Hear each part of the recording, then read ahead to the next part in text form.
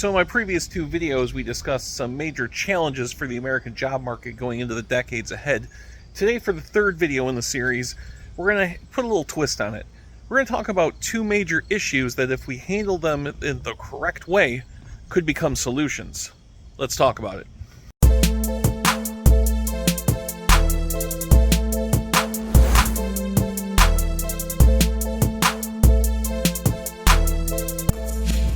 Hello, this is Dan Trudeau, the VP and Executive Recruiter at PRA USA, and today I'm coming to you with the third in a series of videos about the problems facing the American job market going into the decades ahead. Video number one was about AI and its potential effect on the job market. Video number two was about the great demographic crisis and its potential ability to disrupt the job market. And just to fill you in, the demographic crisis is about how there are more people retiring out of the job market than aging up into it. In today's video, I'm going to be talking about two problems that, if we handle it right, could become solutions to the previous problems I discussed, especially the demographic crisis. The first problem/solution we're going to cover is the skills gap. Now, what is the skills gap? It's the gap between the skills that are needed in the current and future job market versus the skills that are actually held by the people in it right now and the people coming up into the job market.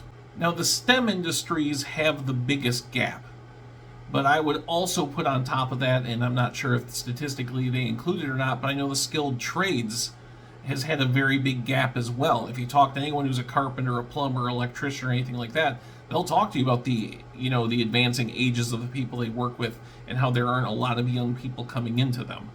And the crazy thing is, this is going to be spreading beyond STEM as well. They're already talking about a teacher shortage going forward, a shortage of people who can work in management, sales, etc. Now, when talking to people about the source of this problem, again, beyond the demographic thing, what comes up over and over again are shortcomings in our educational system. I hear a lot about people not getting the right degrees, like 33% of the people going to college are in sciences and engineering, and it needs to be a lot more than that. But the truth is, I think the emphasis needs to be before that. By the time we're talking about college degrees and stuff like that, it's almost too late. Because before there's a skills gap, there's an awareness gap.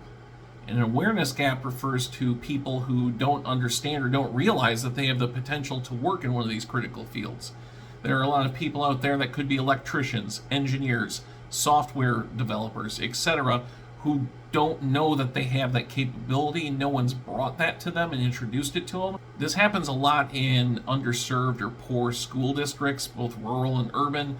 There are also people who slip through the cracks, and even in good schools. And we really have to take a look at how we're introducing these subjects to people. And that not only that, we're following up the introduction of this with actual programs. To illustrate what I'm talking about there, I can talk about something personal. I had a son who, when he was in high school, wanted to go into the construction tech program that we have around here. And the waiting list for that program was over 100 students. So there was over 100 students who wanted to be brought into that field, who had an interest in that field, and there wasn't a program for them. So we have to do a much better job of identifying kids in our education system that have the potential for certain things, and then having the programs for them to follow in that path. Because a lot of times, by the time they've graduated high school, they're on to some other job, they're trying to pay the bills, they're kind of in the day-to-day.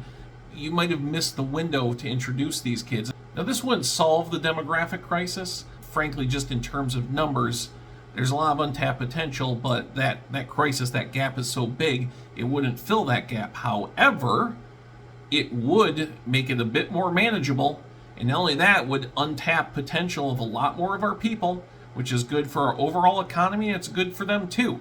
Now, the second problem/solution I want to talk about here today is immigration. Immigration, when it comes to the United States economy, it's been a key part of our economy and still is a key part of our economy, but it's another area where we're not doing nearly as well as we should. Now, immigration to the United States has been in a steady decline actually since 2016, and that's even taking COVID into account. And there are several reasons cited for this. One of them is, to be frank, our archaic immigration process just gets more cumbersome, more out of date, more problematic every single year, which discourages people from coming here to immigrate. The other issue is there's been a lot of rhetoric that has made people feel that the United States is more hostile to immigrants than it used to be, which I would argue may not be so much the way it actually is on the ground, but again, it's the impression that we're giving. I still think most Americans are very, very open to immigration. They just don't realize what the issues are that are keeping it from working properly. I have some other videos where you can get more detail about that, one called The Immigration Solution, and some of the ones I did about H-1Bs. Because in the past, whenever we were faced with like a flattening out population or our economy wasn't growing very well, immigration always picked up the slack. It led to a lot of our growth. It led to a lot of our innovation. If you've seen the charts, you see how many immigrants start businesses. There's some people who unfortunately believe that immigrants somehow take away from things. They take jobs from other people and like that. Really, it's not a zero-sum game, and the data is clear. Immigrants grow our economy. And the United States is one of a handful of countries that have a very big advantage when it comes to immigration, because your identity as an American is not tied to ethnicity. I've talked to engineers who worked, in different countries in Europe before coming here, and they mentioned to me, it's like one of the reasons I came to the United States is because in Germany, I might never be considered German. I don't have a German last name. I'm not a traditional German person.